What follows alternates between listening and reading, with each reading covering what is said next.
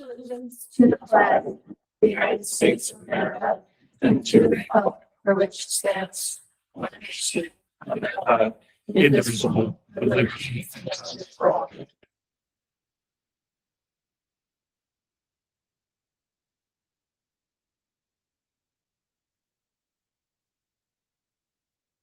Okay, attendance isn't here yet, and Fran let us know she would be running late tonight. All right, we have the added agenda items for this evening. I don't believe so. All right, and then we have the minutes from May 8th. Entertain a motion to approve the minutes from May 8th. Make a motion to approve the May 8th, 2024 regular meeting minutes. Do I have a second? Second. All right, so Courtney made the motion and Betsy seconded. Oh, good evening, Lorraine. Does anybody have any comments or anything about the minutes, any of them edits or anything? All right, all in favor? Aye. Any opposed? All right. Public participation, do we have any public participation this evening? All right, and Vincent is actually not here for the student rep report because he is at awards night at the high school. Yeah, I think it'd be worthwhile to share that, we delivered the award. Yes, we delivered the cable awards tonight.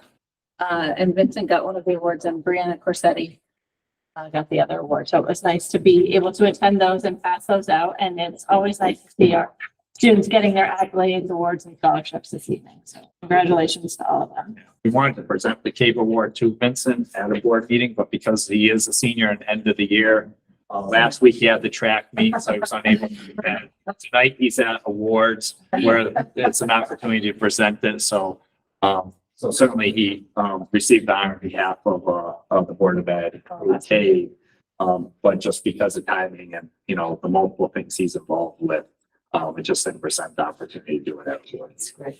So does CAVE make the decision or? They asked us for nominations and the nominations are based on criteria and then it's forwarded to the school. So it goes through the high school. How many do they have? Do you know that? Like throughout the state, I have the number, so I'm not 100%. No, that's right. Just- I have 370 in my head Okay. total of the entire Pretty state. impressive. Yeah. Okay. Makes sense. Yeah. And it looks like the report is included in the packet. Yes, it is. Tonight, so that's there for your review.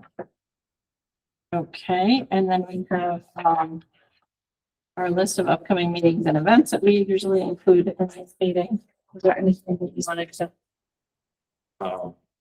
Patrick? No, apparently, just this brings my attention that there was an email that they asked us to share regarding a fundraiser for the high school. So it's not on this event, but wanted us to share that East Windsor High School class of 2025 at Red Rock is 20% off if you go. Oh, sorry, 20% goes back to the stuff. That's how they were drinking. And it's tomorrow, May 23rd. So if you don't have dinner plans and you want to contribute to the class of 2025, 23rd tomorrow night. yep. Great opportunity to stop by Red Robin. Please tell them why you're there. And 20% of the proceeds will go to that class. Thank you. Sorry. That's The okay. other thing that I think should be added, maybe I was kind of looking for it was our evaluation meeting, which we have, and then the potential other one. I know it's in the minutes, you know, it's in some of the minutes here, but that's a June 13th meeting, I believe. Yes. Yep. We We might want can. to add it to that, just so that that's that whole calendar, that's right. And June 26th if needed.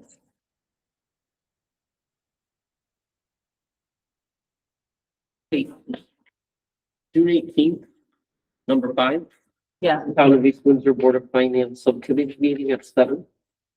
Is that the town? Is that our- Or is that our Board of Ed meeting? And it says 2023. All right. It should be, it should, subcommittee should be removed, but it's just that the East Windsor, theirs is on Tuesday that week because of Juneteenth. Okay, so that's the Board of Finance. Yep. that's the Yeah. subcommittee, Oh, not the town. and that is 2024. Just for Yeah, that was clarification. my error. All right, and then our finance subcommittee meeting is the day of graduation. So we won't be meeting and we need to reschedule that. I sent a couple emails, but haven't. We did. I actually, I talked to Ryan today. We figured, I mean, we could actually select the date now with those board members. We actually we didn't go past May because the end of the year events, board meetings, both, Ryan, myself, I know based on your email, Norman, and your agreement, that a meeting is needed. So we thought since all members would be here, either during the finance report, miscellaneous, or now, we could set a date and time that works for everyone. I think sooner rather than later, since we're going toward year end. That's my thought. What's on that committee? Heather, you up, right? It's Heather, France, not here, I believe, yourself and Maureen. Right? I believe that's correct. Do we want to do it that before the board of finance meeting that night? I think it's always helpful to have some time before, because Ryan takes the input. Sometimes that input is like he will, yeah. So like if that meeting's 18th, typically it's helpful to have the other meeting the week before. I mean, that's our regular pattern we follow. Can we do Tuesday, the 11th?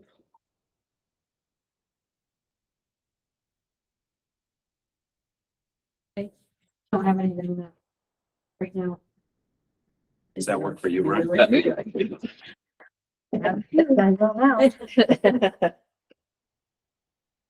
Yeah, I'm okay with that. What time do we do that? June 11th? At 6 o'clock. I mean, not to make the night longer, but would it be helpful just to piggyback meetings and do it before my evaluation, or is that too much in one day? Would that be? The That's 13th. that Tuesday, Yeah. right? Instead Yeah, of so for some of you, the board Thursday. members, it would knock it down to 3 meetings that week rather than 4. What time were we starting? Yours was it? 6. He said 6. I mean, we could adjust the time too if you wanted. Like if you want to do 5:30 and 6:30. If it's too much, no problem. I mean, both Ryan and I are available to left too. I can, No one works. either way. Yeah, with preferences really doesn't matter. Do we think the board of finance one's gonna, or Board of Finance or meeting. some, we always do that. Do you think the subcommittee, we're gonna obviously go to budget as well? But it's year end, Yeah. so we might have. It might be long. All right, so do the 11th then, Yeah. separate. Yeah, I would do. I think that's not a bad Okay, idea. and then, we don't have a board meeting, so what time we usually do it? This is 6. Or, no. You want to do 5? 5:30, 6 o'clock, whatever works for you guys. I can do it at I 5:30. just don't be able. I mean, we would prefer the earlier the better. The only thing I would say is I think Fran has given feedback before that even 5:30 is tougher. So if you do 6, I think she would appreciate it. The finance subcommittee.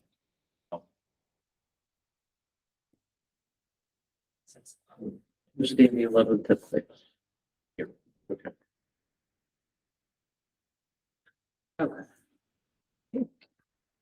And the regular meeting stays June 26th, right? The regular. Yeah. Also, it's the 6th. That's- Now, the 26th right now is a regular meeting, depending on, you know, where we are, that could just turn into a special. meeting. Sure. Yeah. Okay, works. Yep. All right. Have a presentation coming up next. Is that next? Yep. So, Our graduates go places. yep. So Justin will be presenting on our graduate goal places, and we'll take it from there. Let me get that up, Justin. One of the things I was gonna say is that, you know, if we were a corporation or if we were any other kind of business, we have a product. And one of the things we often forget about in a school system, is, you know, or even not, don't even think about, is what is our product? Our product is our graduates. And one of our, you know, our tagline obviously is our graduates go places. And, you know, tonight's a quick little snapshot, to sort of show why that tagline is true and works for us.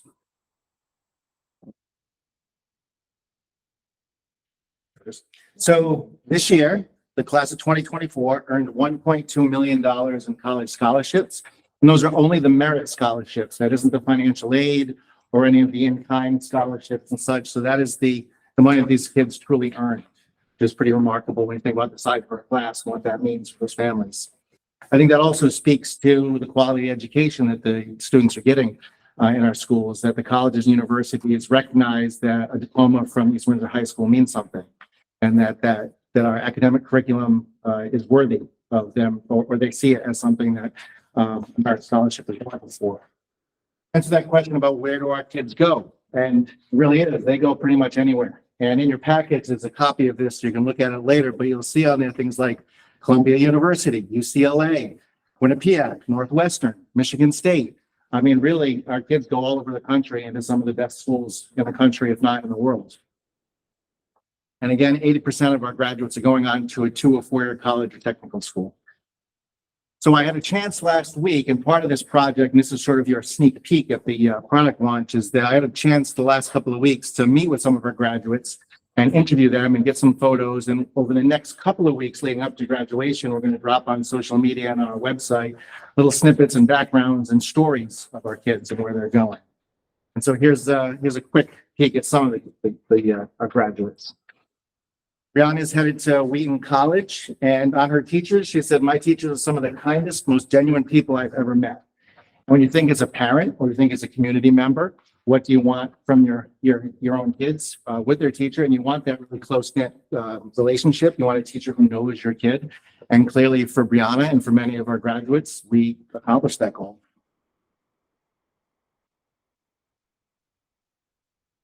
Austin similarly was said that our little tight-knit community is what makes this school special for me.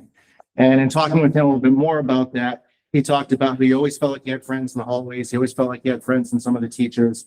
And one of the things that a lot of the independent schools that I worked with in my previous career talked about, the independent schools sold the idea to parents that if you come to our school, our teachers will know your child just as well as you do.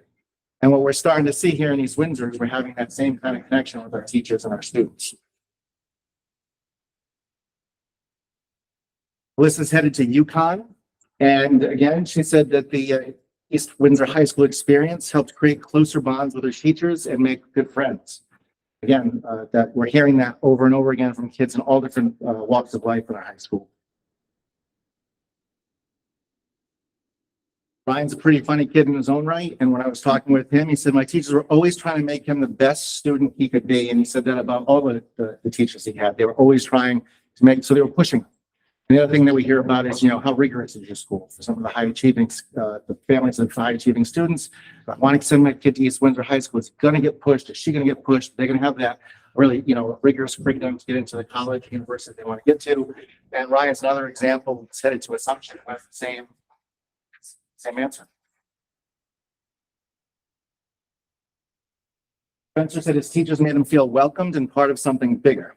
And he's headed to Lincoln Technical Institute. He told me a little bit about his auto service technology program that he wants to get into. He loves working on cars. He's big player, I guess you would say, in the gasoline alley aspect of our school. And again, another kid who's on to a great future. Noelle, going to Westfield State University on a 4-year basketball scholarship. And she said that she feels like the amount of connections that she had made here helped push her past her limit in some sort of way. And again, we talk about what we want of our teachers, know our kids, push our kids to do best, to do better than they think they can do.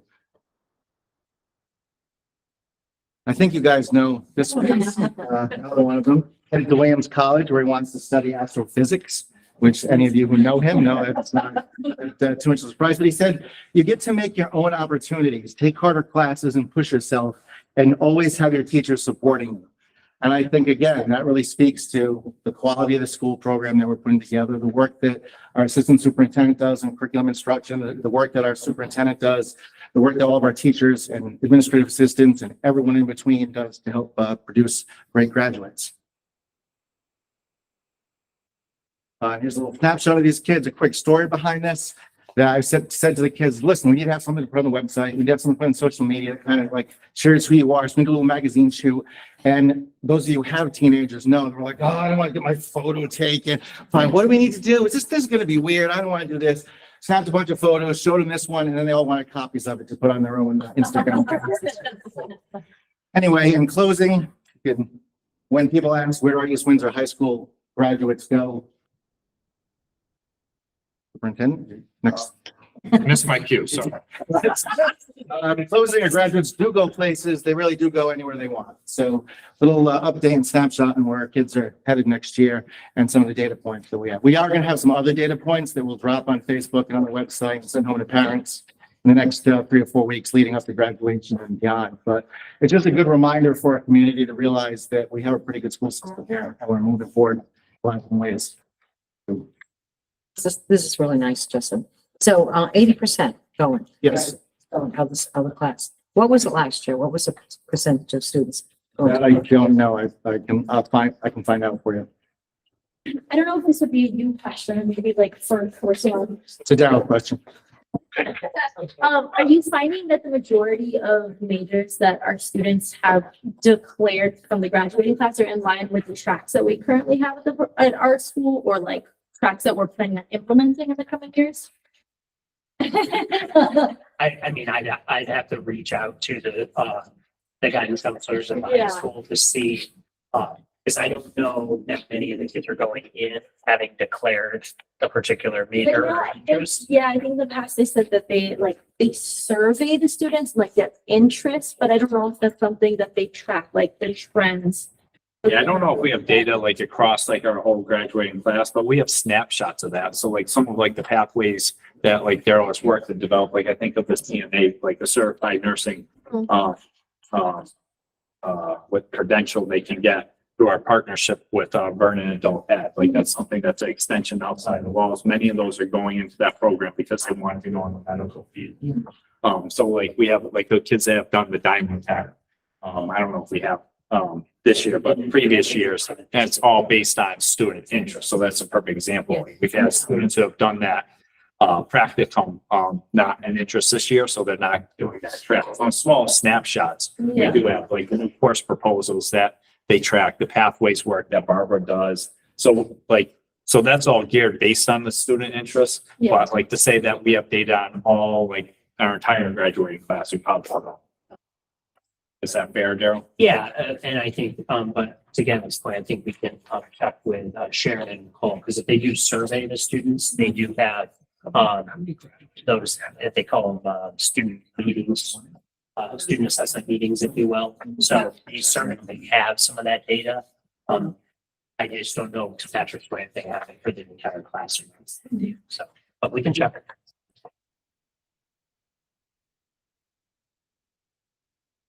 Yeah, thank you, Justin.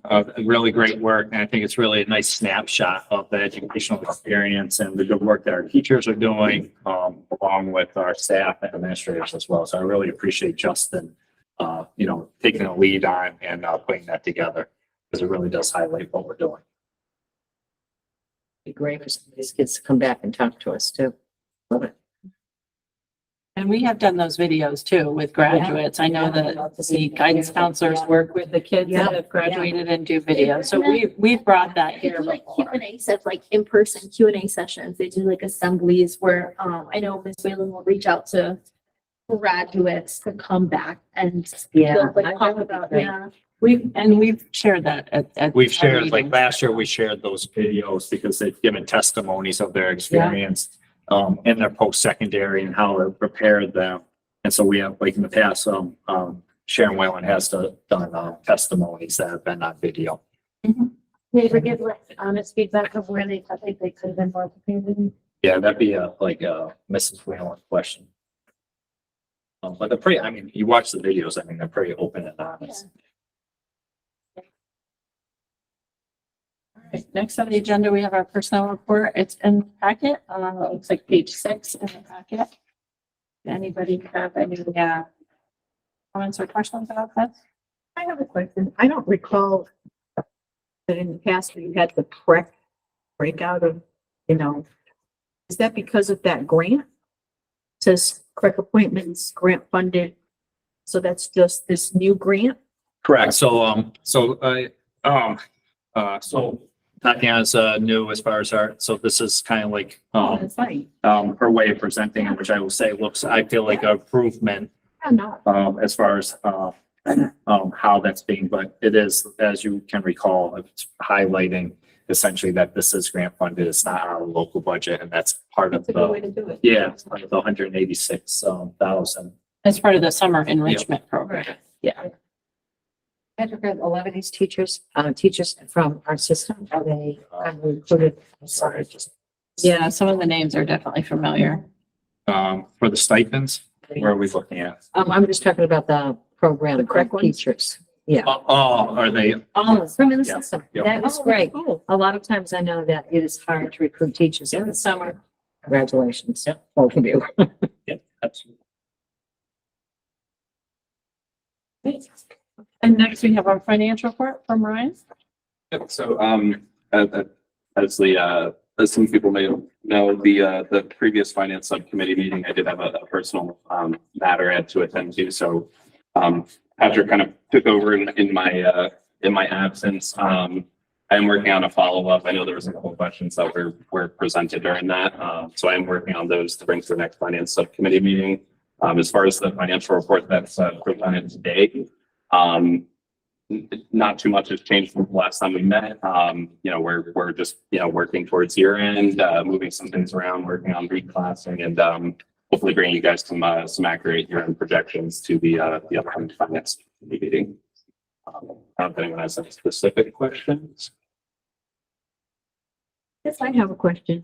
With our new policy about transfers, being approved by the board, what's the difference between your eyes, between reclassing and transferring?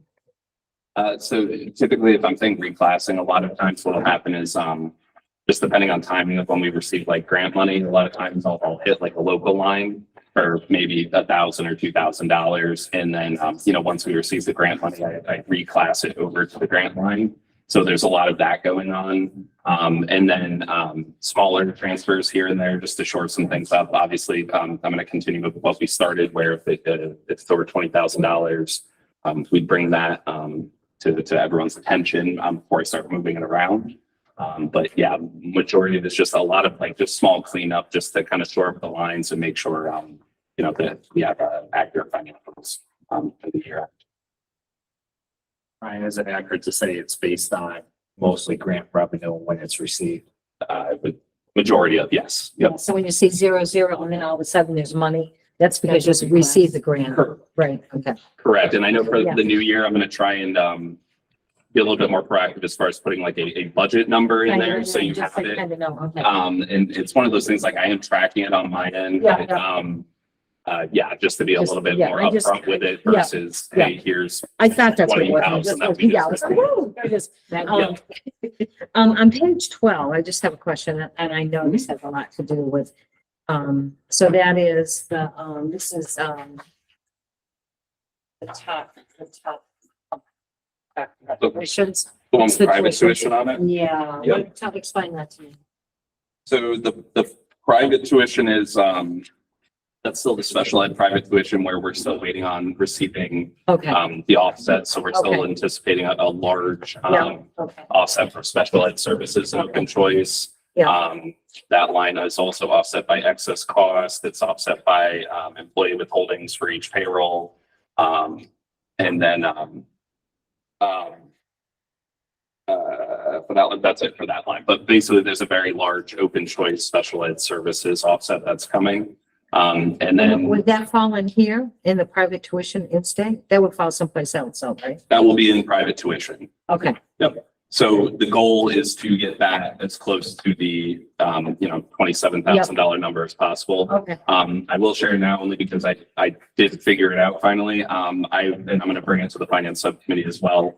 For the new year, I did figure out a way in Munis to essentially show the private tuition a little bit different now, where you Okay. will Go see, down, say it's $1 million, Yeah. you'll see that, and then you'll be able to see like, here's our Let's go.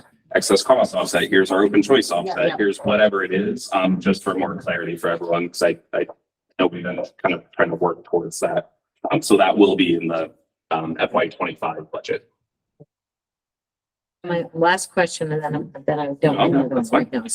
So all of the, contracted services, and I'm not talking about teacher, I'm talking about outside contracts to people, right, that we would have.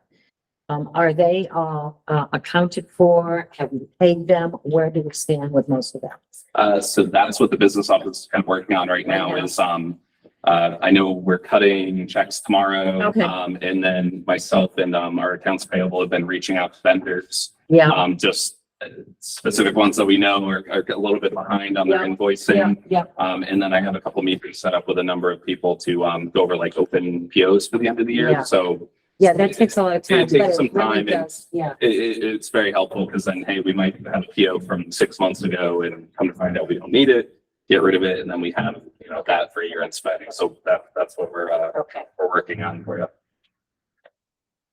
Green, was there anything in particular that you wanted to? No, no, we had our meeting and went through, when Brian said he wasn't with us, so, Patrick did his best he could. We looking at things starting to level out towards the end of the year, but nothing exciting. Say the budget cuts. Meeting, right? In terms of financial reports, I would say the budget passed on the first referendum, so that's very exciting. Yeah, and I know, with this, yeah, it is a celebration. Kind of, it feels like, more than a week ago too. Yeah, sure does.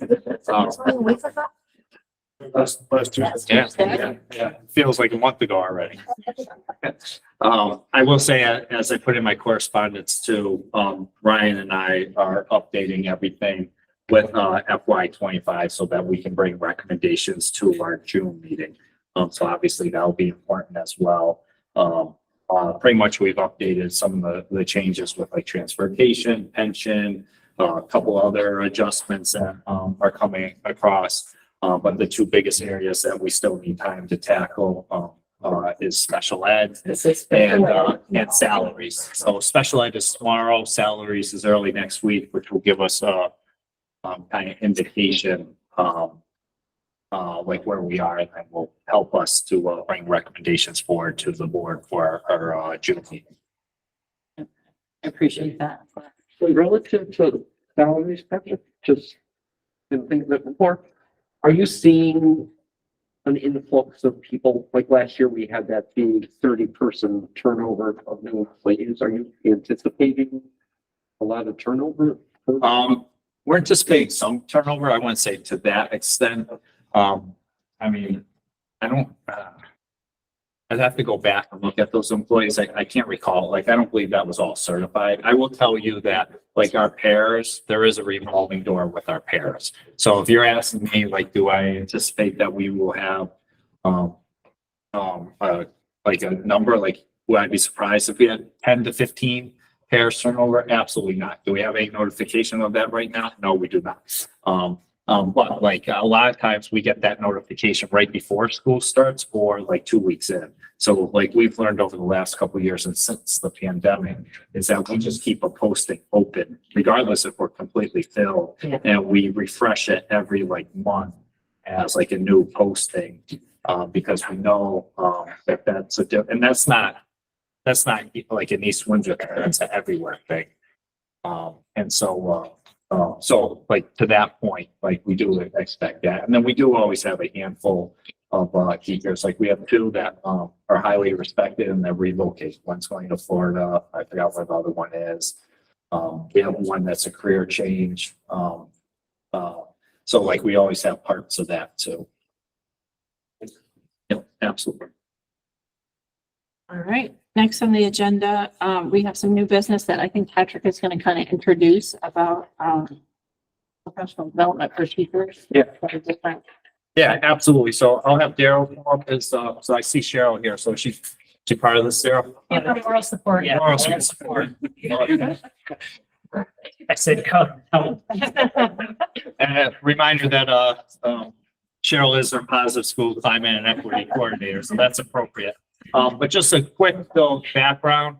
So Daryl's going to present on the work that he's been heavily involved with, working with a number of stakeholders. But there was legislation recently that passed last year, that required, essentially school systems to revamp and change, our teacher evaluation tool. So this is per legislation. It's, to go into effect, or July 1st. So it's a mandate that has to take place.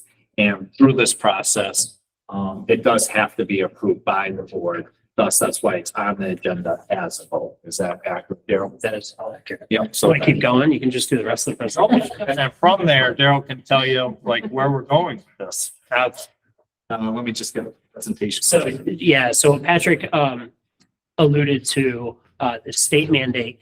They came out late in the summer and said, you know, this has to be in place for July 1, 24. So there was an opportunity for in conversations I have with several districts around the area.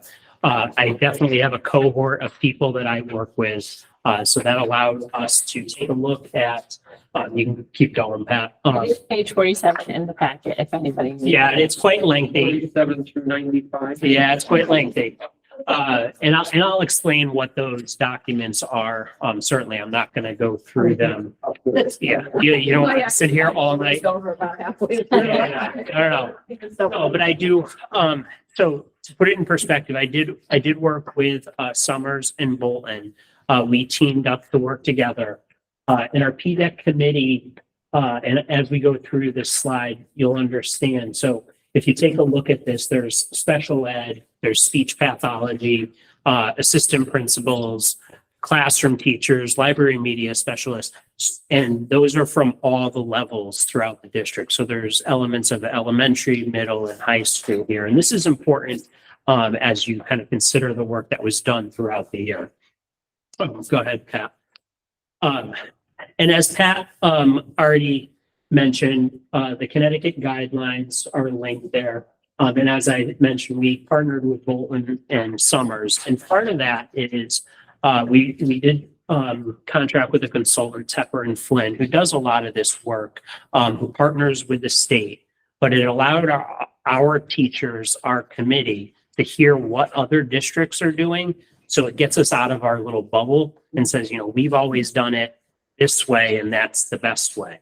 I do believe like hearing from other people, other districts, seeing some of the things that are happening from Tepper and Flynn, they were able to bring in some examples from throughout the country. Some of their suggestions ended up in our documents.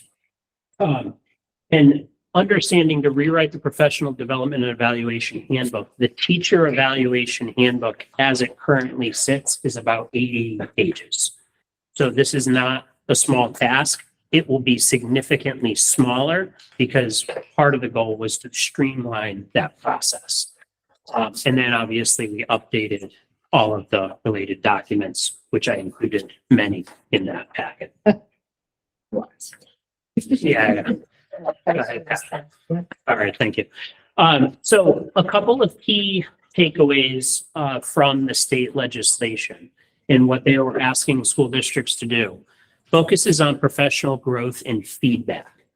So I believe the next slide makes reference to it, but there's no more ratings. Ratings are not allowed. So as it currently stands, a teacher could be rated below standard, developing, proficient, or exemplary. And those were your ratings. And the rating was very much, you know, you're here, you're not here. And it can get kind of sticky, if you will. This shifts the mindset and says everything is about professional growth. So this is one of the rubrics that we have as a single point competency rubric. We took the exemplary column of our rubric and said, this is where we want everyone to aspire to be. Instead of saying, you know, you're developing or you're below basic. Yeah, you might be struggling, but this is where we want you to be. So everything is looking forward and saying, this is where we would like you to be in your professional growth. The other thing, and I mentioned some of the examples that Tepper and Flynn brought throughout the country, is in our evaluation documents, we're going to provide teachers the opportunity, and we're requiring it, is to go into their colleagues' classrooms and have their colleagues come into theirs. So if I know Betsy is very good at running small group instruction. I could go to her and say, Betsy, do you mind if I come into your classroom and see how you're running your small student instruction centers? Hopefully she says yes, but now I can go in there and I write up a reflection and say, I took this away from going into my colleague's classroom. We know from being in and out of our classrooms at all three schools, we have some extremely talented people in these classrooms. This allows people to go move around the buildings, get professional development, and bring people in and say, hey, can you come in and take a look at what I'm doing too? So this was very well received. I know the elementary and the high school, we introduced this last week. I think the middle school is coming up next week. So this has been pretty well received. And the other key takeaway here is the focus on student growth. Everything that teachers do moving forward will be focused on the growth of students. Where are they at the start of the year? And how have your actions, how have your professional development basically moved the students in your classrooms, if that makes sense. And then, as I mentioned on the first slide where we had a different group of people, some from elementary, middle, and high school and all walks of life, the differentiation of roles has been very, very difficult for non-classroom teachers with the current structure we have. So if I was a school librarian, it's all based on a classroom teacher. So what you were rating people on made it very, very difficult. If you were a school psychologist, a guidance counselor, and you were not in the classroom, that's the rubric you were evaluated on, which made it extremely frustrating for those individuals. And we think we've clarified that. In the packet, you'll see we have one rubric is classroom teachers, and then there's one for non-classroom teachers. So we've brought all of those people into the conversation to make sure that those fit what their roles are. I mentioned the single point competency, streamlining the evaluation process. When I came into district, one of the major frustrating parts for all teachers was they used to ask, what cycle am I on? So for instance, if your last name begins with a specific letter, you were on one cycle, which had to change every year, has nothing to do with tenure, non-tenured or anything. So now we strictly streamlined it. You're either tenured and you're non-tenured, and these are the requirements that you have to complete. Has nothing to do with your last name. It doesn't mean anything, right? So that was frustrating. So simple cleanup related to that. I already mentioned the no ratings, the professional development, the peer observations, providing people those opportunities. That's been well received. And then multiple measures of student learning and or growth. One of the things we did was we linked it. We have a lot of really great work going on. What's the district goal? What's the school goal? What is your goal? How does your goal connect to the school and or district goal? Everything is tied together. Because if we're going to continue to have coherence from elementary through high school, we need to make sure that people are being cognizant to make sure that their own professional goals match the goals that we've put into place based off of the board's strategic plan goals. So everything is linked. And then how this came to be, or where we're going with this, I should say, is we'll be putting this place in the fall. We are absolutely going to be offering professional development. So as you know, we developed that professional development calendar for teachers when they come back. We've already set aside some time in looking at those forms. And one of the things we've told people is nothing is written in stone. If it doesn't work or there's some difficulties, nothing is written in stone. So we're going to say feedback. We're going to say, how has this process worked for you? If it hasn't, fine. It's not a big deal. if we have to make some changes as we move through the process. And I think that helps to alleviate, the stress of switching from a system that they've kind of known throughout their teaching careers. Go ahead, next slide, Pat. And then the documents, I know Noreen wants to go through all of them tonight. So, it's seriously though, when you get a minute, I mean, one of the things we did, the first one, and you can click on this, is just a timeline. And it streamlined the timeline process throughout the year when everything is due, whether you're tenured or non-tenured, provides dates. And then I mentioned the single point competency rubrics. So there's a teacher, a non-teacher, and then there's an administrator. So if I was to go into a classroom, I would be looking for specific items based on that person's goal. So I would know if I walk into a classroom and they're working on student discourse, I know I can look for that. And it's growth based. So we all know we all have strengths and areas of improvement. It's having those conversations with the teachers and making sure, thank you.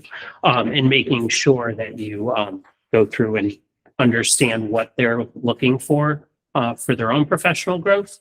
And then obviously those conversations. But like I said, I'm not going to go through all of the documents. It's just to give you an outline of the amount of work that took place. And I think the committee members, they put in a lot of work. These were many, many meetings. We have another meeting next Tuesday to fine tune a couple of documents. But moving forward, I think it's going to be successful. And I do think it's going to help people to identify areas that they'd like to grow in. And it's up to us to give them those opportunities. That's all. I mean, certainly I'll take questions. Yeah. I've gotten to page 84. Okay. So there's these goal setting forms. Yes. And then there's mid-year review and end of year review. So in the beginning of the year, their teachers are going to take these and complete them as that is their goals for the year and how they intend to get there and whatnot. Are these like given to you, the principals, and then you utilize these for your own observations about what they're doing? Yeah. So the way it works, and so I'll lay out where we are going this year and then where we would like to see it go. At the beginning of every year, the building administrator, so the principals, assistant principals, myself, I'll meet with assistant principals, Patrick will meet with principals. So everyone has an evaluator. We have to set an opportunity in a meeting with every single person, every single teacher, every single para in that building to have an initial conversation about what their goals are at the start of the school year. Now, those goals should be based on student data. We've talked about data at these meetings a number of times. And those goals should also correlate to the identified school and district goals.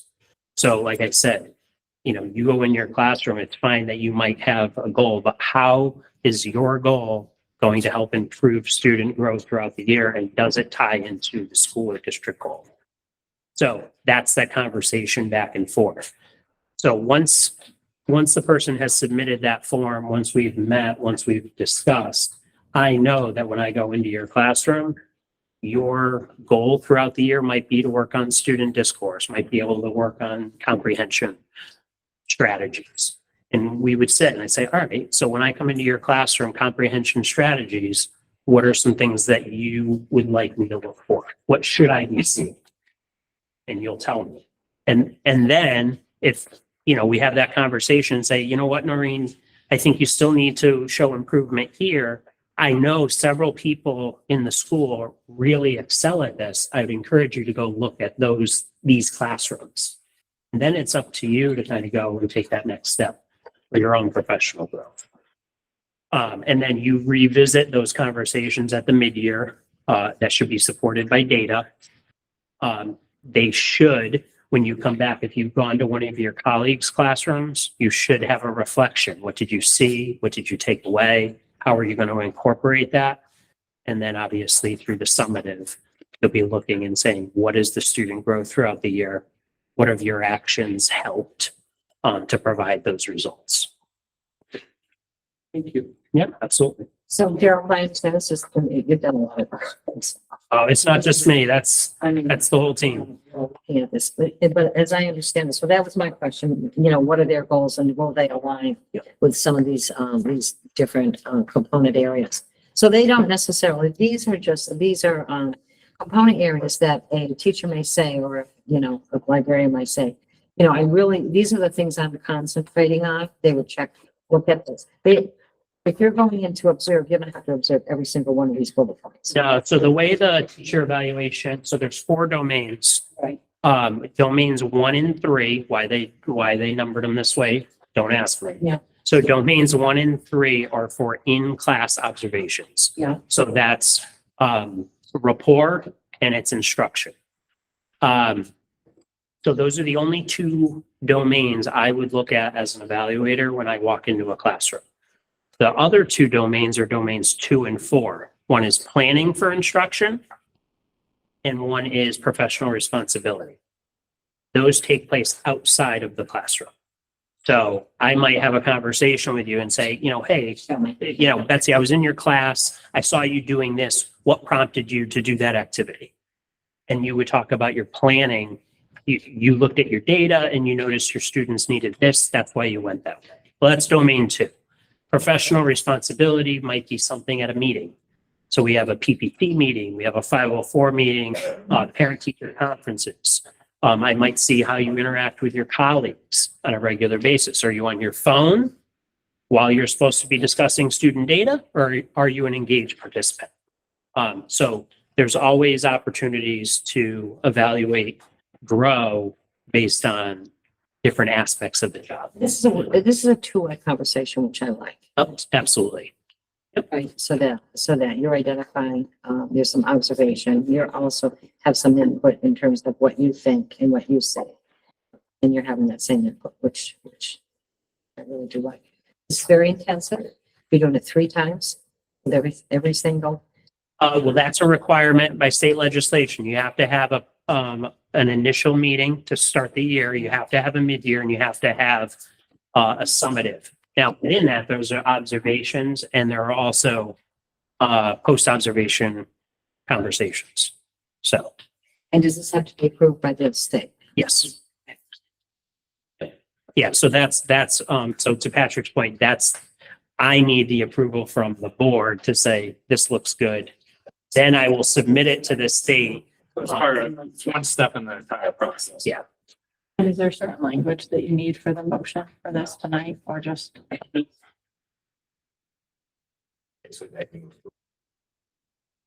updated teacher evaluation plan. And this is really kind of a pilot project, so to speak, right? I mean, I understand, you can't say that.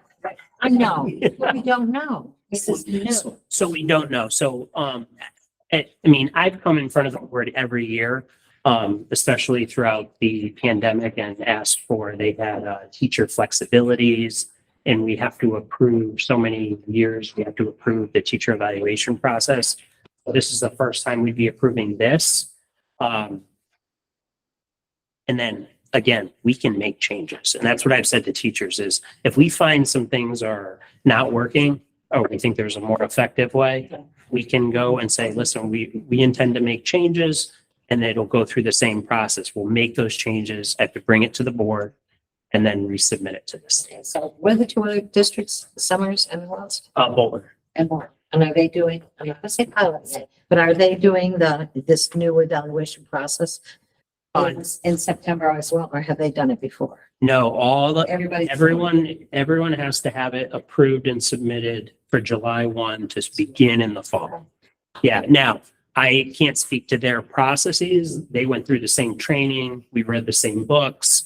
But their thoughts on evaluation may differ in areas. I can tell you, we were, I believe, the only school that had the peer observations of ours. I like the. And a lot of teachers like that as well. So in the number of observations, that may differ. But it did look different in some areas. So Carol, in a perfect world, every teacher is going to be on a high, scale of competency and doing their thing. But if you have no way of giving them well, you must. How do you call out those that are really not? You tell them that they should be going to one of their peers and they just never do it, What's the next step for the lower achievers, I guess, because you're not labeling anybody in those kinds of ways? Yeah, so that's a great question. And I had the same concern because I think there are a range of people and we all have strengths. We all have areas that we need to improve upon. So one is student data and student growth.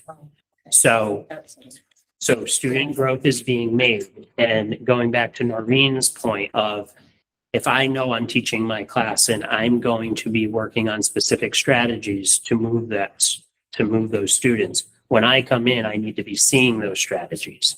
And then I need to see that has amounted to student growth. Now, in those rubrics, I'm not going to see every one of those actions during every single time I'm in there. So typically I'll tell people, I need to see you doing different things. I need to see you teaching different subjects. I need to be seeing different types of activities because I want to see different actions. If I am consistently not seeing specific actions, if you look at that single point competency, it'll say like areas of strength and areas of growth. And then it gives people particular examples of where they might or how they might show that growth. So examples of how they would show that. Those are the conversations and the reflection that would take place and say, listen, Noreen, we've had this conversation. This is an area where I said, you need to work on your growth. And I haven't seen it. Have you gone to see your colleagues? If not, then that is something I'm documenting. So those particular those plans, if we will, those are still in place because we're all accountable for our students' performance. And those conversations have to take place. You still have that scale of proficient, the whole scale. So We do not, No. that is totally gone now. cannot read.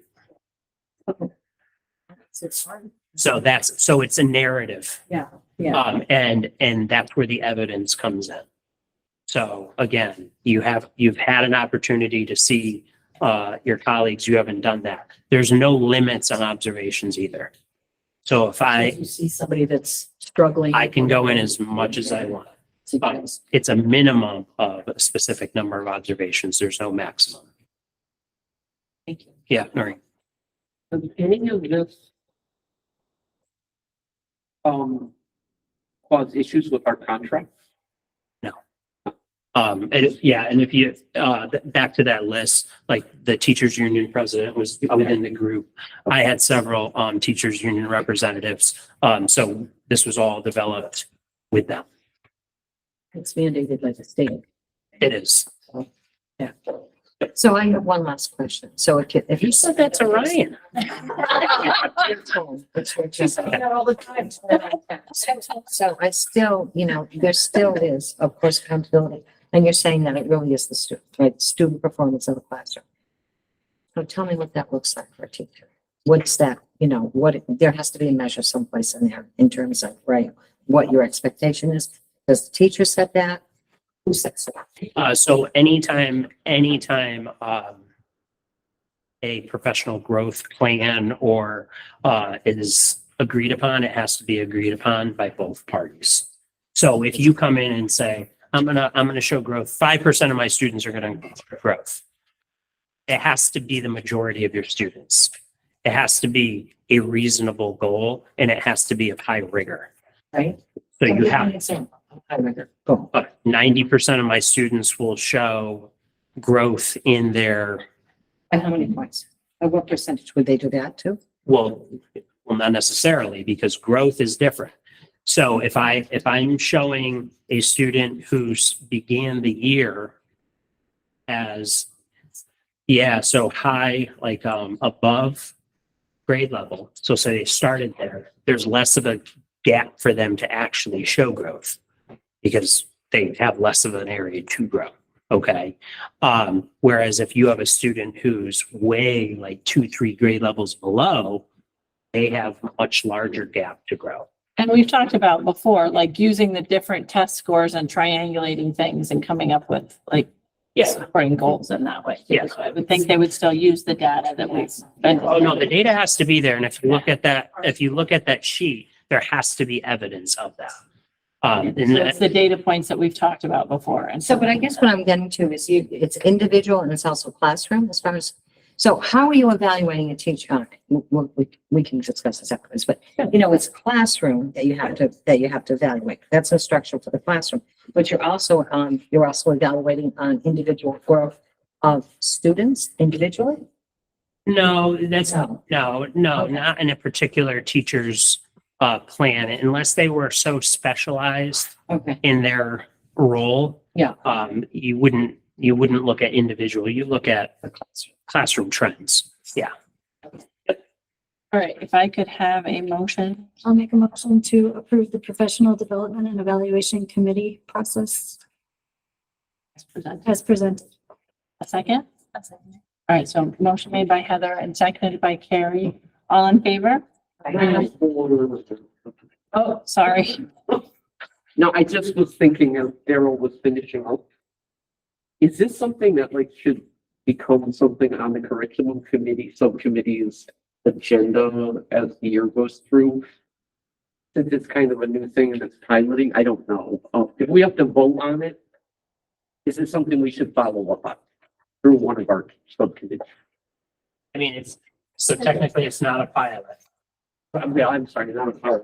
It's not- It's a state mandate, so. But as it being something, I mean, I'm happy to provide updates, but this is developed through the Professional Development and Evaluation Committee, which sits in the district. So like, members of the union, members of the school district. So that's, It has to be mutually agreed upon. So like, let's say it was brought forward to curriculum council and you wanted to make changes, you couldn't make those changes without having the feedback and the mutual agreement from those other stakeholders. So certainly Daryl could report on updates, but he couldn't really elicit feedback because that's really that committee of stakeholders following the mandated process. And I think as long as we're able to kind of adjust if we need to, that's my concern. It's new, right? And there will be, and there are going to be areas where we're going to have to look at. And So that's been that's the in my one messaging. piece that I want to make sure. Yeah, 100%, Betsy. That has been in my messaging. It's not written in stone. If we need to adjust, we absolutely will. All right, so we have a motion on the floor. All in favor? Any opposed? All right, motion passes. Thank you. All right, and then under old business. Yes, so, whole business, both, high school track. So just to kind of give, an update of, where we are, you do have 3 quotes in your packet. I think at the time of the packet went out, there was, only 2 electronically. You did receive the third quote. The third quote, is included in your paper copy of the packet. Obviously, we've had conversations as far as need. We've also had conversations about multiple needs and priorities. Let's see, I'll also include a note. It's just, and certainly through our conversations, we've been looking to, partner with the town as far as, locating, potential, funding sources. So, we're fortunate that, First Selectman Jason Bowser agreed to be here as a resource, and we appreciate that. And then I'll give him the floor.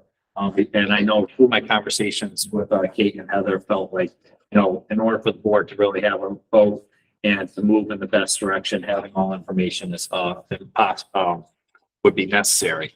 I will want to say one of the questions that came up, and I did get feedback from CSG. I think one of the questions was, based on the conversations taking place with facilities, was the likelihood the track to be relocated or redone. I did talk to CSG and, they had indicated, based on all information known today, they don't foresee that being, like moved or anything. However, with the caveat that, with new information, things could always change. So hopefully that, provides, some clarity. And then, with that, speaking more to, potential funding sources, I'll hand it over to, Jason. And I know he also wanted to elicit, I believe, some feedback and some, some of the competing priorities as well. Is that fair to say? Good. Got it. I'm gonna move a little bit because I can't see Maureen. Okay, so first of all, thank you for making time on your agenda for me to come and visit tonight. I wanted to start by talking about something the Board of Selectmen did last Thursday that may seem a little off, but I wanted to explain what's going on and why. So we had appropriated $120,000 to do the engineering work for the replacement of the track. Through conversations with Patrick and with facilities folks on both sides, and looking at the quotes that we received, there is no need to do the engineering project. So that was federal funds that was appropriated through a specific process for a very specific purpose that we're no longer moving forward with. So what the Board of Selectmen did is we decommitted that because we couldn't use it for the purpose that we had appropriated it. And there is a deadline coming up with the federal government by which that money becomes either used or lost. Not use it or lose it, but used or lost. And so because we didn't want to return 120 grand to the federal government, we decommitted that money because the stated purpose was no longer relevant. Prior to that deauthorization, we had committed less than the cost of a postage stamp of our $3.6 million authorization to go back to the federal government. We want to make it more expensive for them to come and get it than it's worth to actually return the money to them. So we're going to have a conversation globally about what we do with that 120 grand. But I wanted to explain that there was a reason for that, and it is all process and procedure. That said, we are coming up on the end of the school year, or the school year. Yes, you are. The end of the fiscal year. And that is going to present us with some opportunities to move forward with some projects that wouldn't otherwise be accomplished through the traditional budget process. And there are various pots of opportunity that are going to present themselves, and they all have different processes and different rules attached to them. And that was not clear to me that this group understood the different rules around funding sources the last time I was here. Some processes, if I want to do a transfer, an end of the year transfer, that's just me asking the Board of Finance to take an action. If there's going to be an appropriation out of fund balance, or if there's going to be a CIP authorization, those both follow very different processes that are more burdensome. So because there's different pots of money and there's different projects and there's different rules associated with all of them, some of which require action pretty imminently. When I say we, my staff, particularly the finance director, and I have developed kind of a menu of sorts for each of the different sources of funding that are available so that we can accomplish as much as we can for the community. I will tell you, Sarah's hearing this for the first time. The Board of Selectmen and the Board of Finance have not seen this yet. I have not shared this with either of them, nor am I at the point in time where I need to, but I'm quickly getting to that point. And so what I'm trying to do is make sure that what I put forward is as fully cooked of an idea as I can get to. So I wanted to come and solicit some feedback from you folks in a minute. But one of the things that we've talked about, and Chief Carl has presented on a couple of times, I think, that is, I'll just say right now, my number one priority, bar none, absolutely no exceptions to it, is the replacement of the town's emergency radio system. That is currently that's a $12 million problem. We're working on getting that to be a bit lower, but that is a huge problem because that means that you have police who can't talk to firefighters, who can't talk to the ambulance in the middle of the shooting or the burning building. You're talking schools, right? Schools are part of that too, but God forbid something happens in one of these. But first and foremost, public safety and the safety of public safety personnel, that is the gold standard as far as I'm concerned. I think I have unanimity on that. But that said, Representative Foster is vigilantly working on getting us bond funds that will significantly drop that number down somewhere.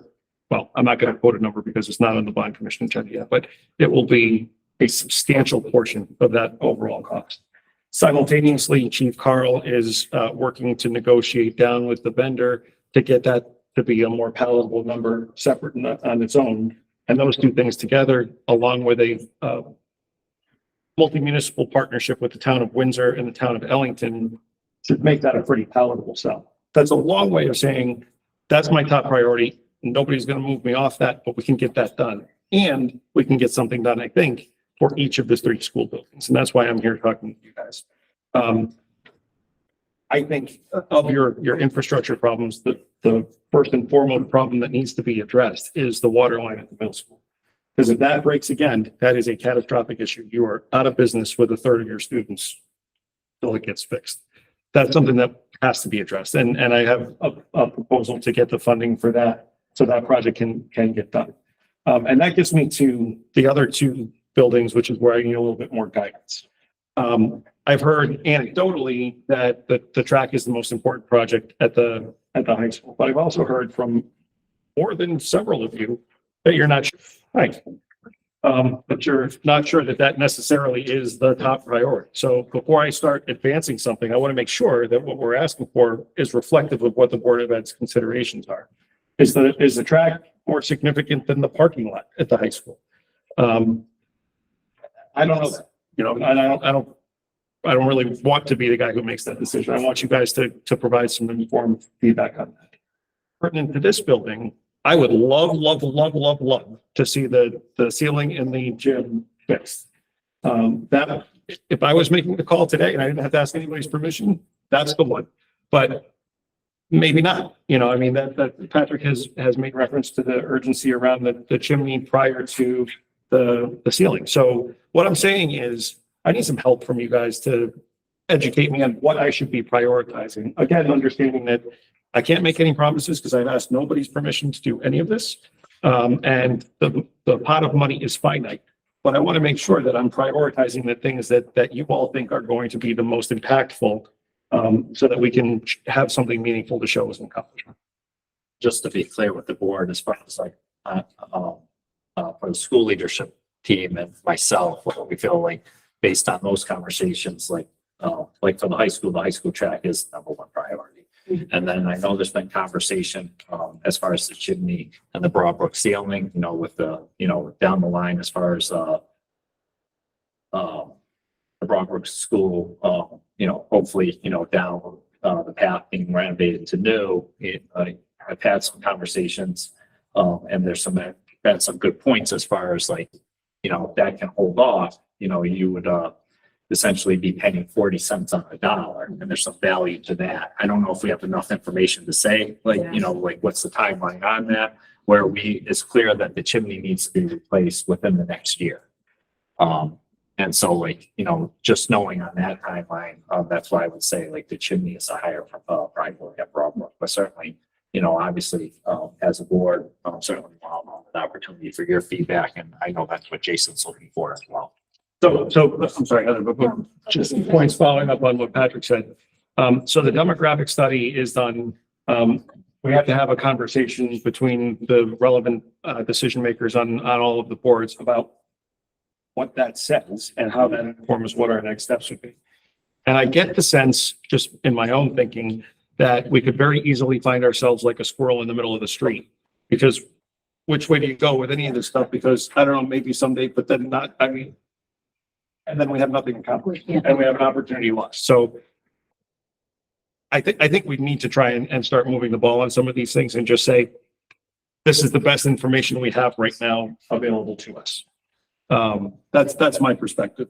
The other thing that's going to be really helpful in terms of trying to accomplish as much as I am able to accomplish is I need to get and Ryan, this is in your direction here. I need to get as really clear of a projection as to what any end of year surplus from the BOE is going to look like as possible, because I have to spend down the fund balance.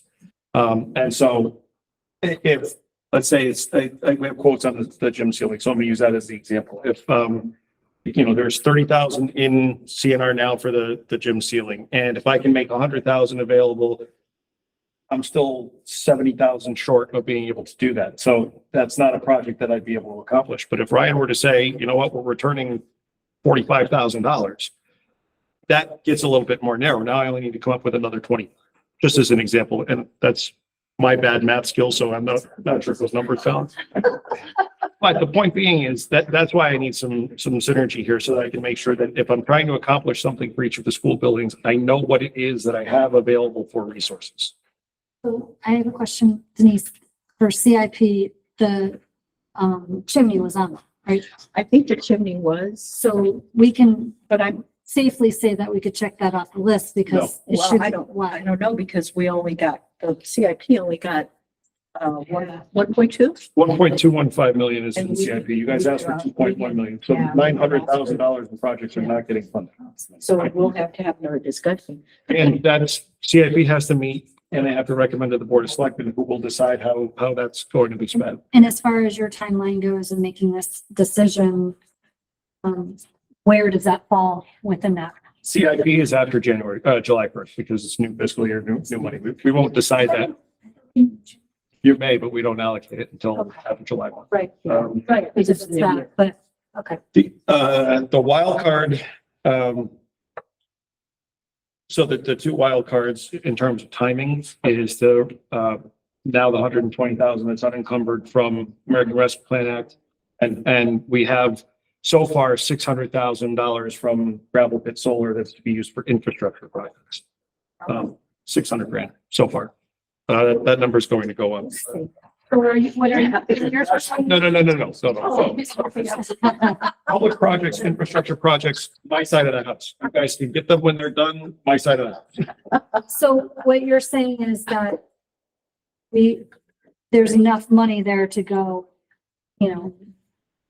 possibly to do the water, which has to be done, in my opinion. That's amazing. That's The needs to be water done. main, I think we would say number one Right. at the middle school. And right? then- That needs to be done. But I think like for us as a board, knowing that there's a possibility that there could be money from you guys to do the track, I think it could change some people's minds in whether or not that's. Yeah, I mean, my something we should understanding do. is under the, what's being outlined is that there is funding for the track, was the board on board with that being the highest priority. No. Okay. I can make the math work, but I have talked to no voters, no elected officials. So I'm committing nothing in that regard other than saying like, I'm staffing this to get a plan proposed for the Board of Selectmen and the Board of Finance. So I have a change of heart on the track. I have been hesitant to say that it's a top priority over a chimney that's falling down, over cooling projects for classrooms or whatever. But the track would never be funded by the state. It's not one of the things that falls under the 60%. It's like a swimming pool. So even if we.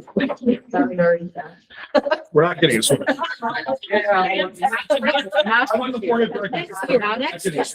Next year. So no matter, if we wait for some things because we're hesitant to invest in things that we might have to then pull apart later and to get the 60. The track is not going to be one of them. So I think it might be a better investment. It's a high number. It's, to me, it's a limited use kind of thing. It's not every child is going to use it. But it's something that we'll never get reimbursement on. So if we have the opportunity now, I think maybe that's not a bad idea. Yeah, I'll say I agree, and I'll say on average, our track has 50 kids on the team every year. That number may potentially grow because now Because of we the have middle middle school. school track, which is high participation. We have cross country, and ultimately, why are we here? Why are we doing it? For the kids and the opportunities, and to eliminate that as a possibility of a challenge that, we're failing in our jobs.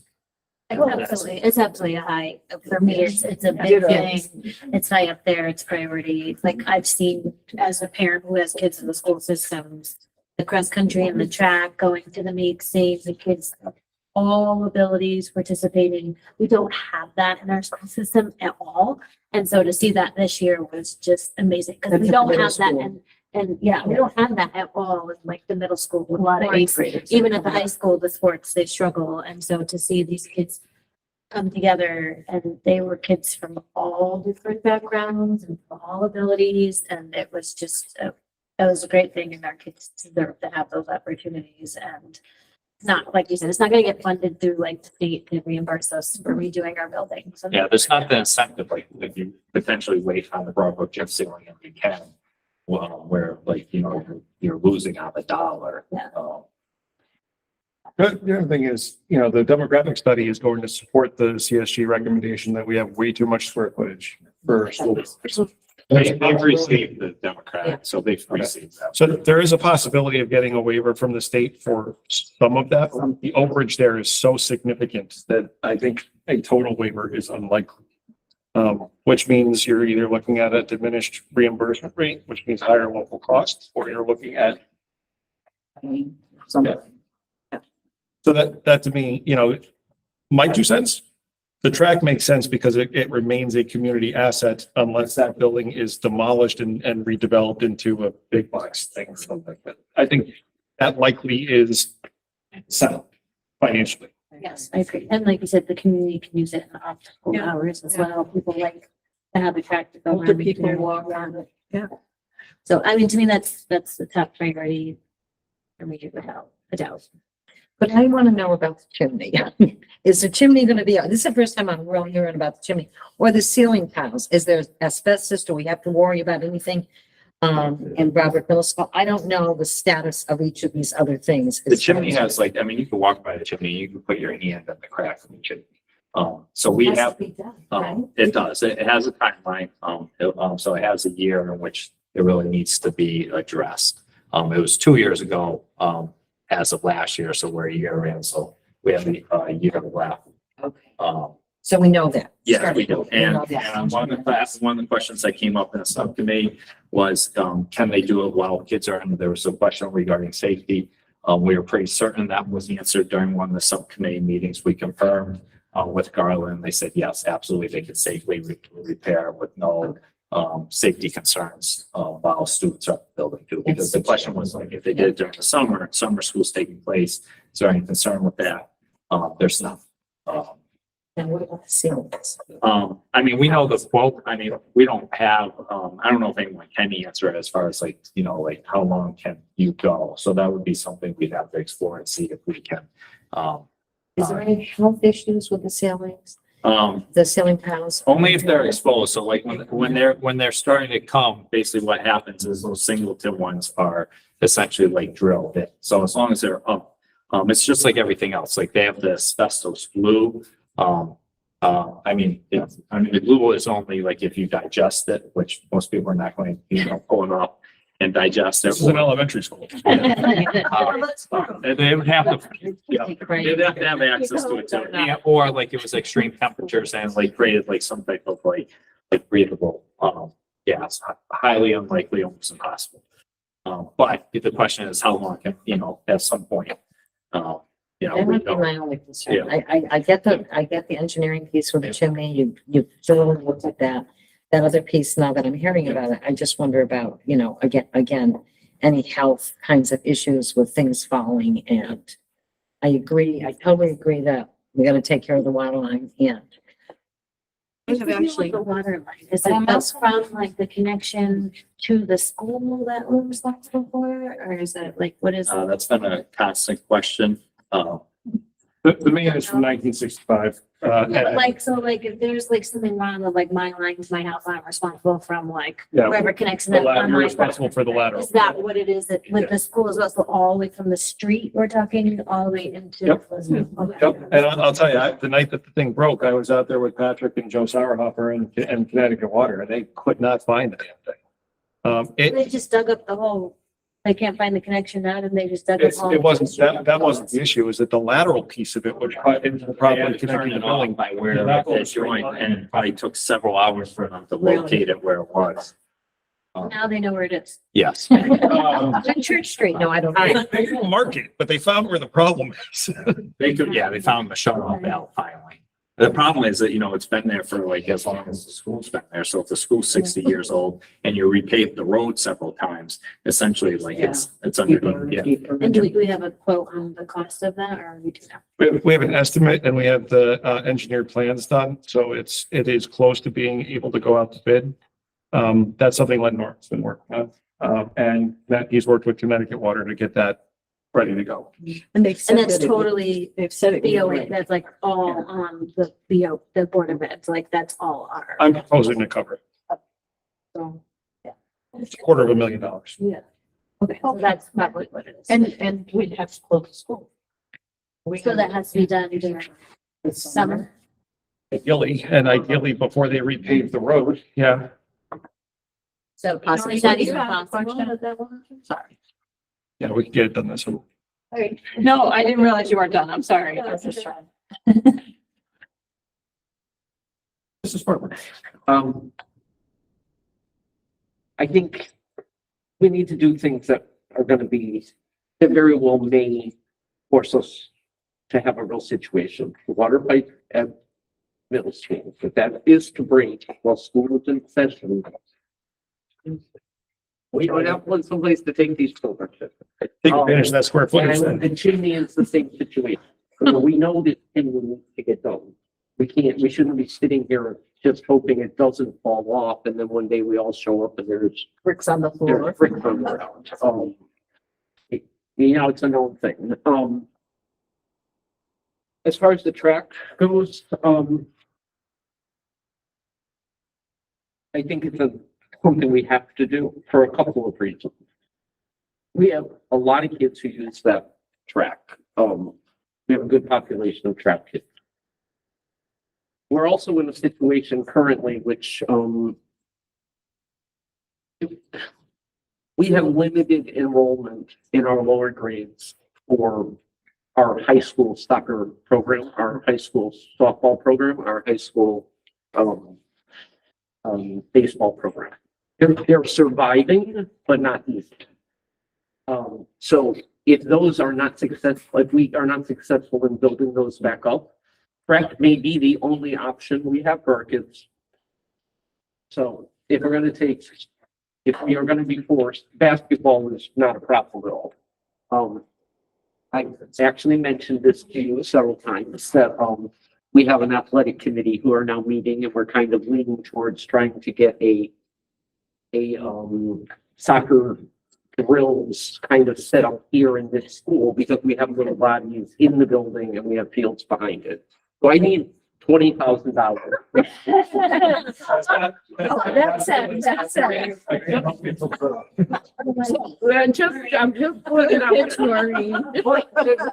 I'm not asking for a pool. I'm asking for a soccer program instead. And I'll come pitch that myself. But the reality of it is that if we don't start building up our youth soccer programs at those lower ages here, we may literally get to a point where one of our few alternatives is track. And if that's one of our few alternatives, we have to have a track. So I'm all for the track. Hopefully we will be able to have all of these, including swimming someday. You are persistent. So can we get the chimney and the track done too? What do you think? You just do it all. What do you think? The gym stealing here, is it possible to just have it abated, Patrick, and leave it the way it is? I'm not sure. I think what's up there is like a plywood. So the answer to that is potentially, they won't know until they remove it. So the full replacement, to do everything, including doing a drop ceiling would be 200,000. However, if they remove everything and we can just leave it or spray paint it to, aesthetically to make, that could be reduced by 70,000. But what we've been told is they won't know until they remove everything. So there is a potential the ceiling could be 130 and that won't be necessary to put in the drop ceiling. That also sounds like it's teeing up a monster change order. Yeah. You get the bid at 130 and here's your $200,000 bill. Yeah. It's different companies. So it's a different company that would install it versus remove it and do that work. Both are different But could it become a situation where we have them take down what's there, just like in the art room now? We Yep. decided to take it down, it's just kind of sitting there, but you can get the kids back in. Right, but, what we've been told as a response is they won't know until they remove everything. But that is a possibility, and then that cost goes down to 1/3. Could they remove a corner as a test? I don't know, I mean, I don't know safely because it's so school, I don't know if that's safe. And yeah, with the abatement, I don't know if that would be So safe. no, that's true. For abatement, they wouldn't. Sounds to me, maybe that we are all kind of agreeing with some of your thoughts as well, Jason. Yes. Yeah, I was gonna say, are you Like the getting a track, better The idea? water main. With a track, with a checkbook. No, the water main, the track and the chimney seem to be the three priorities. Each school with everybody seeming to agree on that. just I so we would say can- in those. And in that In order, that order, yeah. or is the water main. The water main number one, And then the track, and then the chimney. Yeah. Hopefully. You know, with the chimney. I would No, think I think the the chimney chimney is second in the tracks. I'd like to think we could. Yeah, I mean, all. Honestly, I'm pulling them from different pots of money. So if you guys are just telling me that that is on par with what the collective board thinks is the priority for each building, I would worry about how we go about trying to fund it. You do have to vote to, move the high school track forward to the board of selectmen. Yeah. For the request. But is there anything else that you would say as far as repairs goes that you would prioritize in your opinion? Not higher than those three. Thank you. There's others, but. I'm trying to be very realistic. Yeah, no, No, I Like, of course, we do work on something. We just might have said that also. You guys have to vote up for that.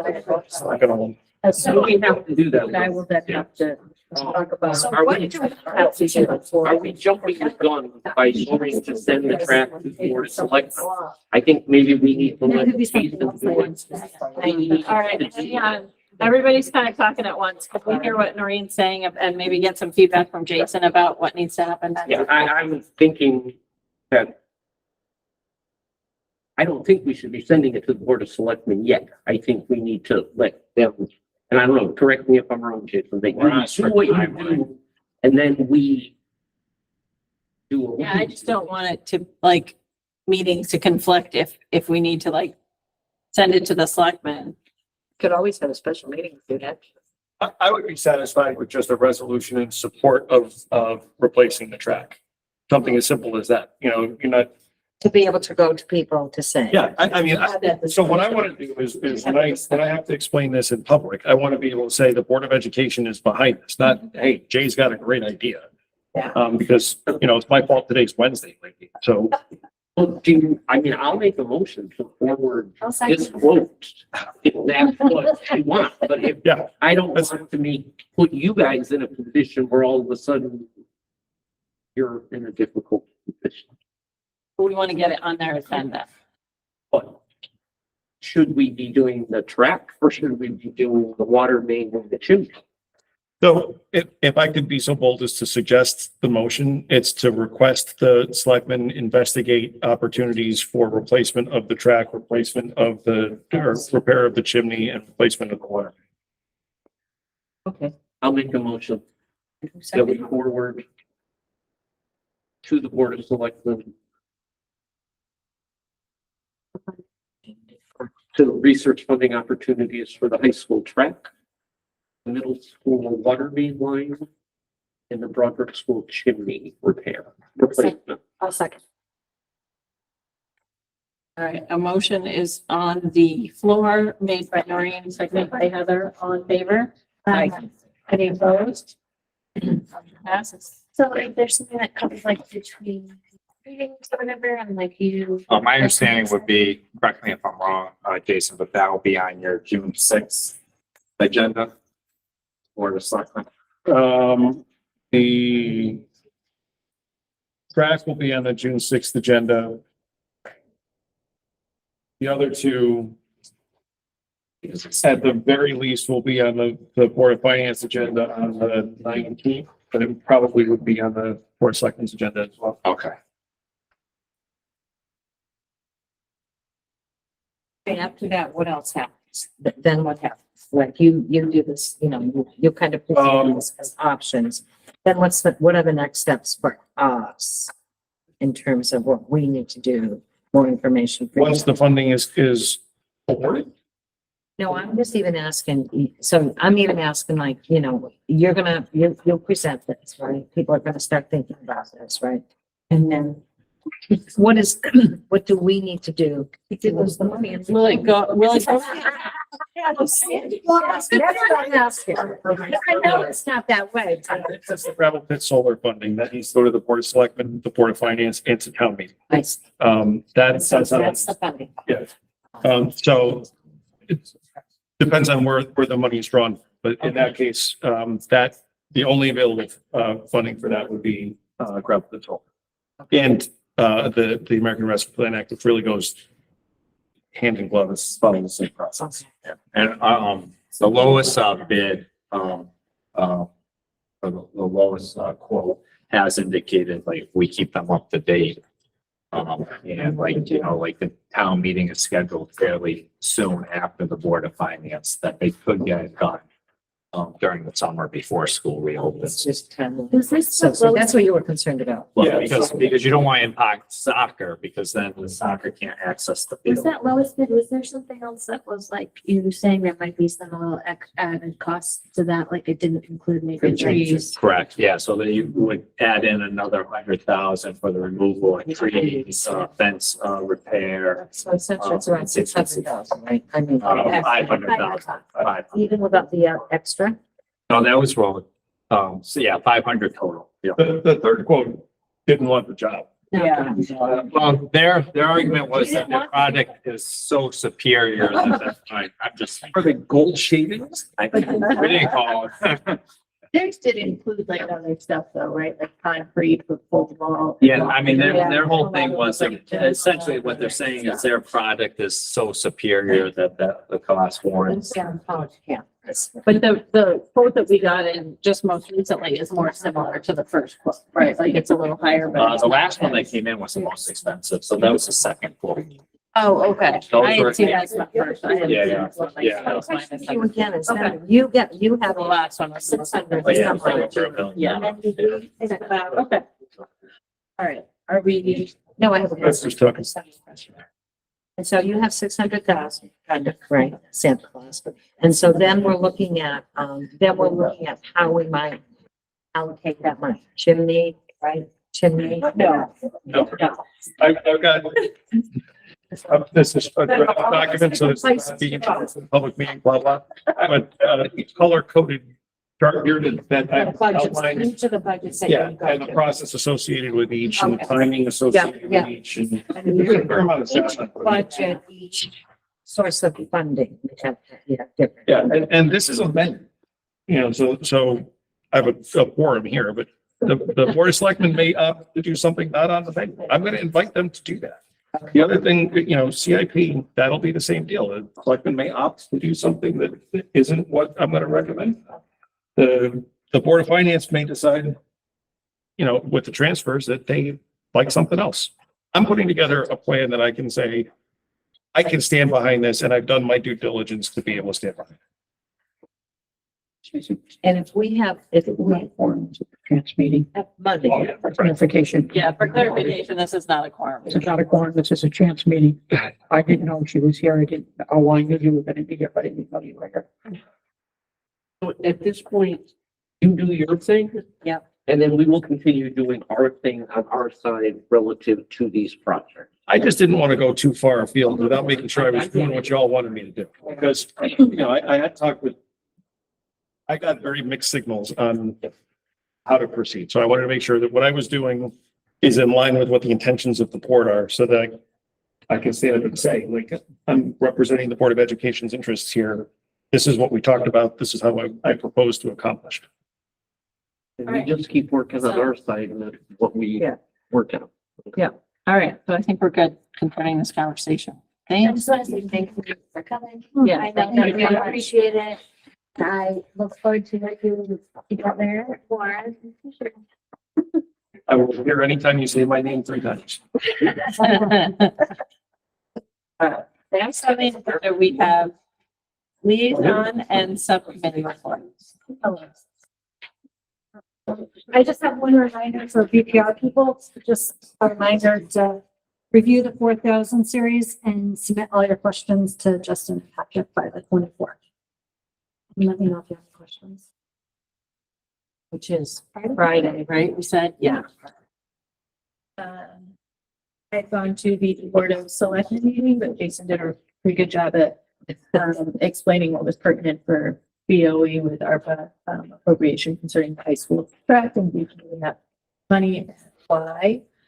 And then we also had our curriculum council today with Kim. Kim Heimer. We discussed the PLA curriculum and had like an assessment update. We got to hear a lot about SABIS and how it's being implemented and the gains that they're already seeing just in this past year utilizing it. And then we talked about a little bit about doubles. And, you know, what we're seeing with it. We're making good strides, good gains. I went to the FRC meeting on this night. They talked about a lot of the initiatives that they've been doing in terms of like the family programming. They talked about some of the like field trips and initiatives that they've had so far this year. They've done a lot. They've done, I think, like 9 or 11 different like family-based field trips in the area. So like East Windsor, South Windsor, Enfield, just like different local farms, different like museums, things like that, to really get families engaged in the community and to get to know, you know, some of the different resources and things that we have available in the area, which was really nice to see.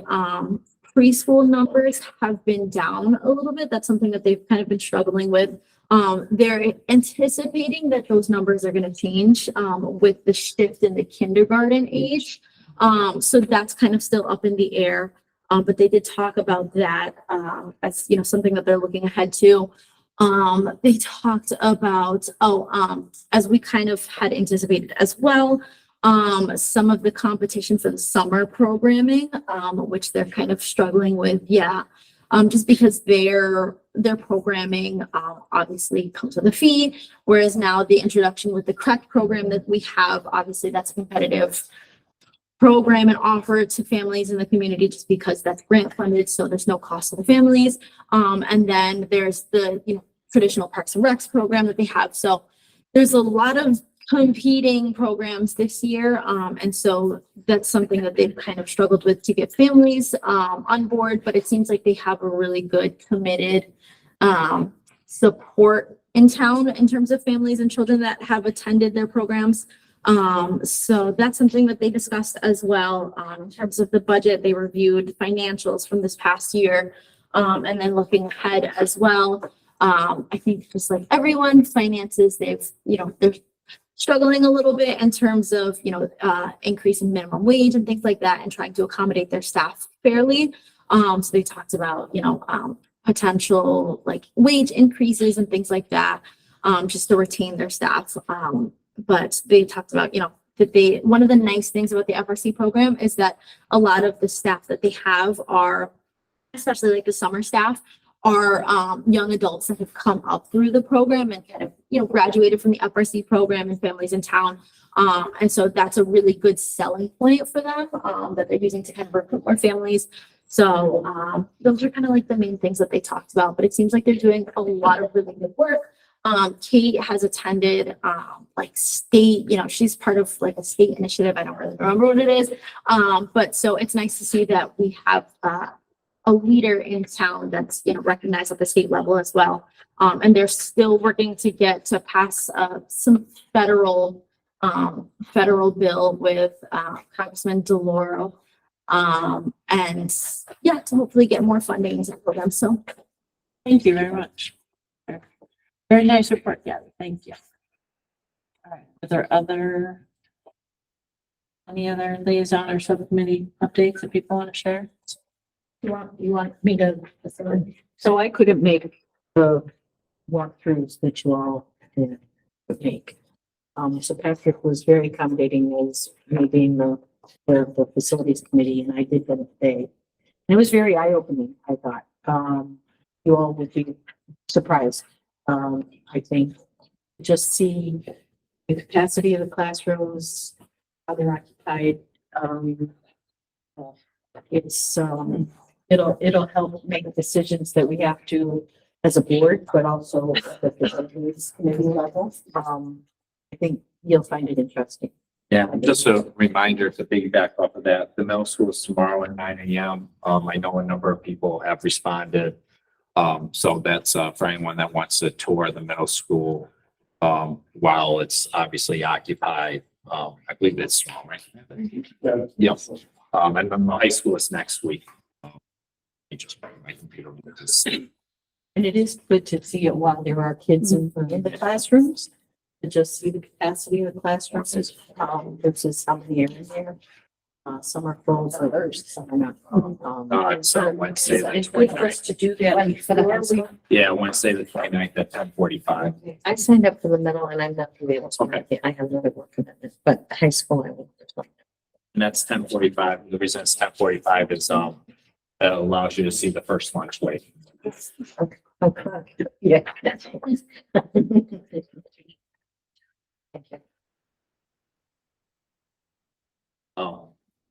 For those, that are attending tomorrow, just so that we have RSV and we can plan accordingly, because that'll depend on how many groups. I think we have Jason and Sarah both said they were attending, correct? No, Jason, all right, not Sarah, Noreen, I believe, Courtney. I think that's what we have so far, from what I remember. Is there anyone else that's attending tomorrow? And I believe it's the same people for the high school. I'm gonna try to make that. Oh, so Kate and Betsy, okay. I think I'm out for the high school. board. Yeah. Fran. We only need to buy a half dozen donuts by that. Will you bring presents? No, I thought Patrick was bringing them. Bring some presents. I think it'd be helpful when you then go to the new schools and we help to see how they configure the classrooms, because our classrooms are older. What they do differently, that they can cut the size of the school by how much they're cutting. Yeah, the only other thing. The only other thing is because, it wasn't determined till after, the agenda was put out. We did schedule a facility subcommittee meeting. I want to say it's at the 20th. The 30th. Thank you. 6 o'clock. 6 o'clock. Yep, so. 6:30 it is. Oh, 6:30? Yep. That's Yep, and the demographic study will be reviewed at that time. And then it'll be forwarded to the entire board, Time are we meeting tomorrow? For the middle school? 9 a.m.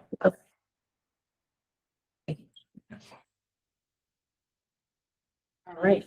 Any public participation?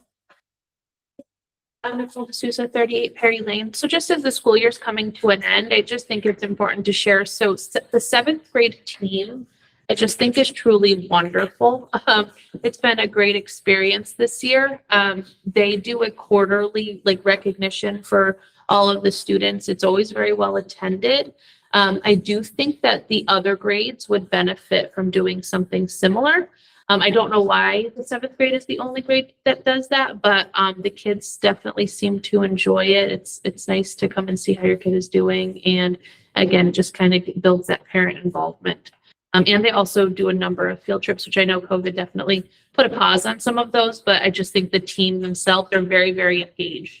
They do a lot of fundraising together, and I think it builds that inclusive environment. So I certainly would recommend that, other grade levels look to the 7th grade team.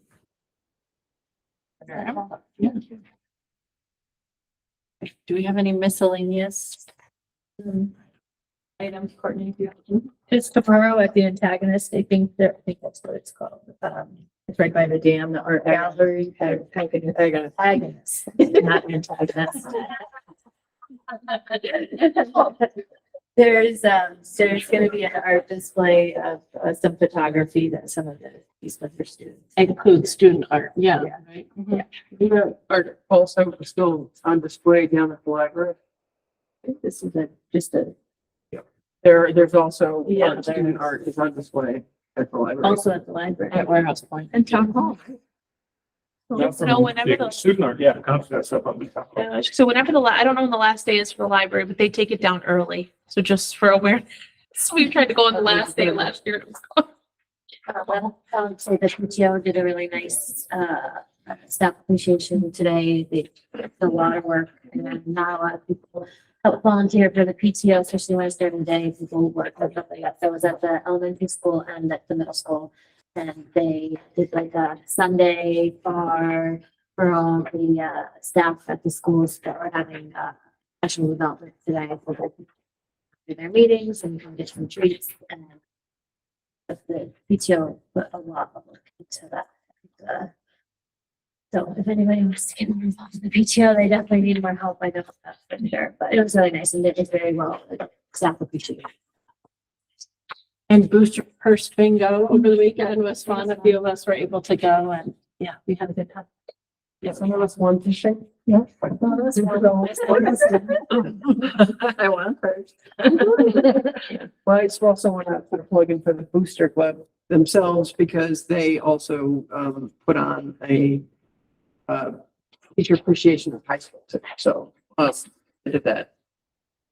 And then at the high school tonight, they had the award ceremony for the seniors, and it was impressive the number of students who got awards. Our Vinny, I'll put a plug in for him. I think he had to go home with a rental truck to get all the awards. But the array of students in the senior class that got awards was impressive. So it was, it wasn't just, yes, Vinny got a lot, but a lot of other kids got a lot of stuff because of their academic and their community involvement and other achievements, sports achievements. It was really impressive. It was really nice. Yeah. Did you? I know it was in correspondence, I believe the last, meeting, but Aaron Barraza, who, works, and reports to Ryan in the business office, was honored, last Friday, through CASPA, which is the state organization for human resource and administrative, professionals as, essentially the support person of the year. I believe for the state, for the whole state, yep. And so it was attended, it was attended by Ryan, Jessica, and Tatiana, and the guest appearance was The US Secretary. U.S. Secretary of Education. Oh. Yeah. Okay. Yeah, so he was there. They had a Secret Service with him. He took pictures, shook hands. It was very cool. we do have pictures of him and her, and but certainly it's a recognition. Yep, it highlights the work that's been done and the turnover in the business office. Certainly over with Ryan's leadership, and it also speaks to, how fortunate we are to have someone as high quality as Aaron in there working with us. Can we send a letter from the Board of Education for the recognition? We will. Yeah, that would be. Yep. Yeah. We did put like her recognition was in the previous correspondence as far as being notified. We thought it was a surprise, so we went to we were arranging something at central office to bring recognition, and we didn't realize they contacted her directly. So she already knew about it. All right. And then for correspondence, we do have an enrollment report. I think that's it in correspondence. We do have need for an executive session tonight. So if I get a motion to do. I'll make a motion to go into executive session. I'll circle with any other person. All right, so Heather made the motion and Fran seconded. Thank you. Yeah.